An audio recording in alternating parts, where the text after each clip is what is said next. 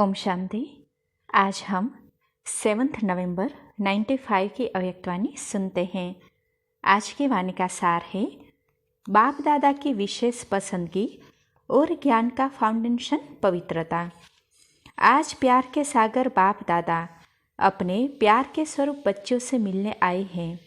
सभी बच्चों के अंदर बाप का प्यार समाया हुआ है। प्यार सभी बच्चों को दूर से समीप ले आता है। भक्त आत्मा थे तो बाप से कितना दूर थे, इसीलिए चारों ओर ढूंढते रहते थे। और अभी इतना समीप हो जो हर एक बच्चा निश्चय और फलक से कहते हैं कि मेरा बाबा मेरे साथ है या ढूंढना पड़ता है, इस तरफ है उस तरफ है, तो कितना समीप हो गया। कोई भी पूछे परमात्मा कहाँ है तो क्या कहेंगे? मेरे साथ है। फलक से कहेंगे कि अब तो बाप भी मेरे बिना रह नहीं सकता। तो इतने समीप साथी बन गए हो। आप भी एक सेकंड भी बाप के बिना रह नहीं सकते हो। लेकिन जब माया आती है तब कौन साथ होता है? उस समय बाप अगर साथ है तो माया आ सकती है। लेकिन न चाहते भी बीच बीच में बच्चे बाप से आंख मिचौनी का खेल कर देते हैं। बाप दादा बच्चों का यह खेल भी देखते रहते हैं कि बच्चे एक तरफ कह रहे हैं मेरा बाबा मेरे बाबा, और दूसरे तरफ किनारा भी कर लेते हैं। अगर अभी यहाँ ऐसे किनारा करेंगे तो आपको देख नहीं सकेंगे ना, तो आप भी माया की तरफ ऐसे कर लेते हो। बाप को देखने की दृष्टि बंद हो जाती है और माया को देखने की दृष्टि खुल जाती है। तो आंख मिचौनी खेल कभी कभी खेलते हो। बाप फिर भी बच्चों के ऊपर रहमदिल बन माया से किसी भी ढंग से किनारा करा लेता है। वो बेहोश करती और बाप होश में लाता है कि तुम मेरे हो। बंद आंख याद के जादू से खोल देते हैं। बाप दादा पूछते हैं कि सभी का प्यार कितने % है? तो सभी कहते हैं 100% से भी ज़्यादा पदम गुणा प्यार है। ऐसा कहते हो ना? अच्छा, जिसका पदम गुणा से कम है, करोड़ है, लाख है, 1000 है, 100 है, वो हाथ उठाओ। तो कोई ने नहीं उठाया। तो बाबा बोले अच्छा सभी पक्के हैं। बाप दादा फिर दूसरा क्वेश्चन करेंगे, फिर नहीं बदलना। अच्छा, ये तो बहुत खुशखबरी सुनाई कि पदम गुणा प्यार है। अभी बाप पूछते हैं कि प्यार का सबूत क्या होता है? तो जवाब दिया समान बनना। तो बाबा कहे तो समान बने हो? तो कहा नहीं। तो बाबा कहे फिर पदम गुणा से तो कम हो गया। आप सभी कहेंगे कि अभी संपूर्ण बनने में थोड़ा सा टाइम पड़ा है, इसीलिए हो जाएंगे ऐसे।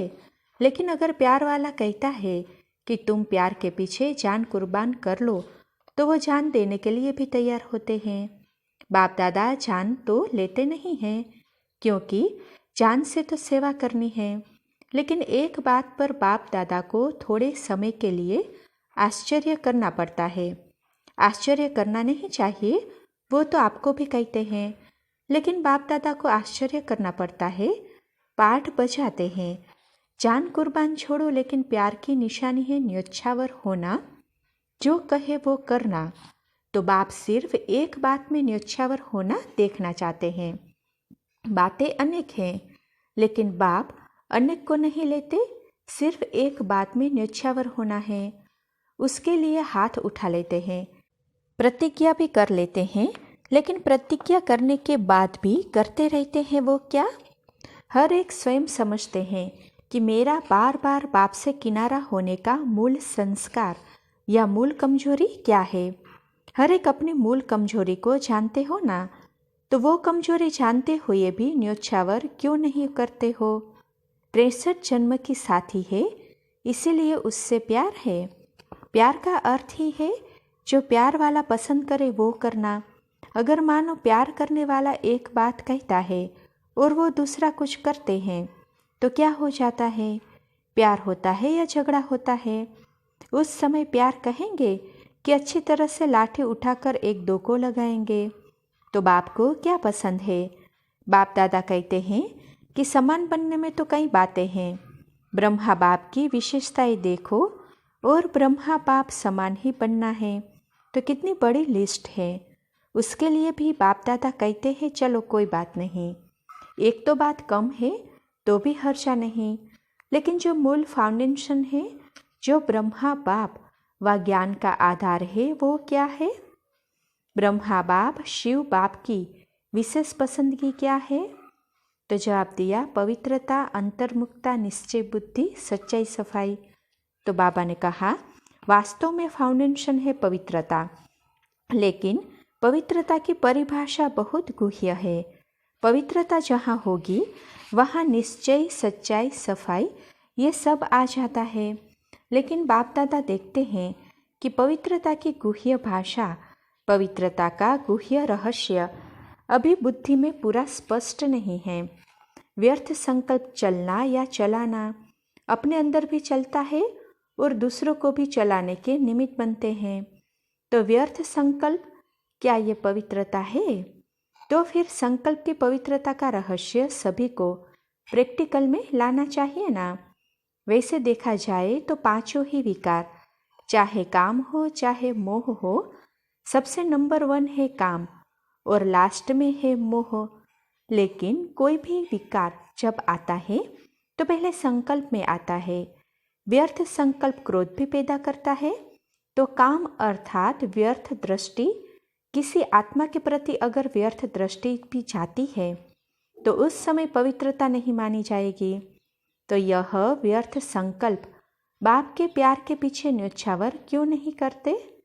कर सकते हो? तो जवाब दिया हाँ जी। तो बाबा ने कहा हाँ जी कहना बहुत सहज है, लेकिन बाप दादा के पास तो सबका चार्ट रहता है ना। अभी तक 5 ही विकारों के व्यर्थ संकल्प मेजोरिटी के चलते हैं। फिर चाहे कोई भी विकार हो, ये क्यों, ये क्या, ऐसा होना नहीं चाहिए, ऐसा होना चाहिए, या कॉमन बात बाप दादा सुनते हैं कि ज्ञानी आत्माओं में या तो अपने गुण का, अपनी विशेषता का अभिमान आता है, या तो जितना आगे बढ़ते हैं उतना अपनी किसी भी बात में कमी को देख करके, कमी अपने पुरुषार्थ की नहीं लेकिन नाम में, मान में, शान में, पूछने में, आगे आने में, सेंटर इंचार्ज बनाने में, सेवा में, विशेष पाठ देने में, ये कमी, ये व्यर्थ संकल्प भी विशेष ज्ञानी आत्माओं के लिए बहुत नुकसान करता है। और आजकल ये 2 ही विशेष व्यर्थ संकल्प का आधार है।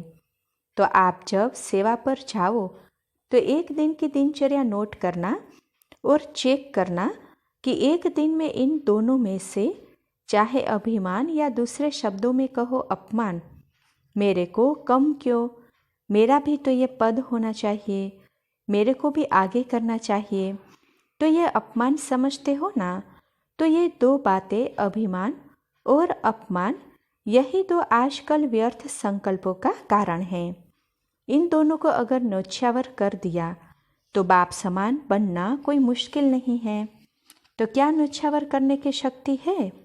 अच्छा, कितने समय में? अभी आज नंबर है ना, नया साल आएगा ना तो 2 मास हो जाएगा ना। नए साल में वैसे भी नया खाता रखा जाता है।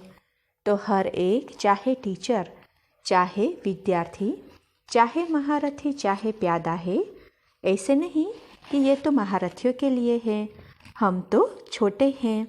राज्य भाग्य लेने के टाइम तो कोई नहीं कहेगा कि मैं छोटा हूँ। उस समय तो कहेंगे कि सेकंड नारायण मुझे ही बना दो। तो हर एक को सिर्फ 2 शब्द अपना समाचार देना है और उस पोस्ट के ऊपर विशेष लिखना, अवस्था का पोतामेल। तो वो पोस्ट अलग हो जाएगी। और अंदर लिखना कि व्यर्थ संकल्प किस परसेंटेज में न्योछावर हुए हैं, 50% या 100% न्योछावर हुए। बस एक लाइन लिखना, लंबा चौड़ा नहीं लिखना। जो लंबा चौड़ा लिखेंगे उसको पहले ही फाड़ देंगे। तो तैयार हो? जोर से बोलो हाँ जी या ना जी। जो समझते हैं कि इसमें हिम्मत चाहिए, टाइम भी चाहिए, तो अभी से हाथ उठा लो। तो आपको पहले से ही छुट्टी है। कोई है या पीछे लिखेंगे, पुरुषार्थ तो बहुत किया लेकिन हुआ नहीं, ऐसे तो नहीं लिखेंगे, पक्के हैं? अच्छा, बाप दादा ने देखा कि प्यार मधुबन तक तो ले आता है, लेकिन इसी प्यार से पहुंचना कहाँ है? बाप समान बनना है ना। तो जैसे मधुबन में भागते भागते आते हो ना, मेरा नाम जरूर लिखो, मेरा नाम जरूर लिखो, और नहीं लिखते तो टीचर को थोड़ी आंख भी दिखा देते हो। तो जैसे मधुबन के लिए प्यार में भागते हो, आते हो, ऐसे ही पुरुषार्थ करो कि मेरा नाम बाप समान बनने में पहले हो। तो ये पवित्रता का फाउंडेशन पक्का करो। ब्रह्मा बाप ने पवित्रता के कारण, एक नवीनता के कारण गालियाँ भी खाई। तो पवित्रता फाउंडेशन है, और फाउंडेशन का ब्रह्मचर्य व्रत धारण करना ये तो कॉमन बात है। लेकिन अभी आगे बढ़े हो तो बचपन की स्टेज नहीं है, अभी तो वानप्रस्थ स्थिति में जाना है। मैं ब्रह्मचारी तो रहता हूँ, पवित्रता तो है ही, सिर्फ इसमें खुश नहीं हो जाओ। वैसे तो अभी दृष्टि वृत्ति में पवित्रता को और भी अंडरलाइन करो, लेकिन मूल फाउंडेशन है अपने संकल्प को शुद्ध बनाओ, ज्ञान स्वरूप बनाओ, शक्ति स्वरूप बनाओ। संकल्प में कमजोरी बहुत है, क्या करे कर नहीं सकते हैं, पता नहीं होगा या हो नहीं। क्या ये पवित्रता की शक्ति है? पवित्र आत्मा कहेंगी क्या करे हो गया हो जाता है, चाहते तो नहीं है, लेकिन ये कौन सी आत्मा है? पवित्र आत्मा बोलती है कि कमजोर आत्मा बोलती है? त्रिकालदर्शी आत्मा हो, जब क्यों क्या कहते हो तो बाप दादा कहते हैं इन्हों को जिज्ञासु के आगे ले जाओ। उनको चित्र समझाते हैं कि 84 जन्मों को हम जानते हैं, समझाते हो 84 जन्म, और करते हो अभी क्या और क्यों। जब जानते हो तो जानने वाला क्या क्यों करेगा? वो जानता है कि इसीलिए ये होता है। क्या का जवाब स्वयं ही बुद्धि में आएगा कि माया के प्रभाव के परवश है। चाहे महारथी हो चाहे प्यादा हो, अगर महारथी से भी गलती होती है तो उस समय वो महारथी नहीं परवश है। तो परवश वाला कहाँ भी लहर में लहरा जाता है, लेकिन आप उस रूप से देखते हो कि ये महारथी होकर कर रहा है, उस समय महारथी नहीं परवश है। समझा? नए साल में क्या करना है? व्यर्थ के समाप्ति का नया खाता। ठीक है, पक्का कि कोई न कोई कारण बताएंगे। अगर कारण होगा तो कोई नया प्लान बताएंगे? अभी नहीं बताएंगे। अभी बताएंगे तो आप कोई रीज़न निकाल लेंगे। कारण नहीं निवारण, समस्या स्वरूप नहीं समाधान स्वरूप। अभी प्रकृति भी थक गई है, प्रकृति की भी ताकत सारे खत्म हो गई है। तो प्रकृति भी आप प्रकृतिपति आत्माओं को अर्जी कर रही है कि अभी जल्दी करो, अभी देरी नहीं करो। अच्छा, बाप दादा को भी तन को चलाना पड़ता है, चले नहीं चले लेकिन चलाना तो पड़ता है, क्योंकि बाप का बच्चों से प्यार है। तो इतने प्यार वाली आत्माएं आवे और बाप रूरिहान नहीं करे तो कैसे होगा? तो जबरदस्ती भी चलाना ही पड़ता है। अच्छा, सभी खुश हैं? बाप मिला संतुष्ट है ना? अच्छा, ओम शांति।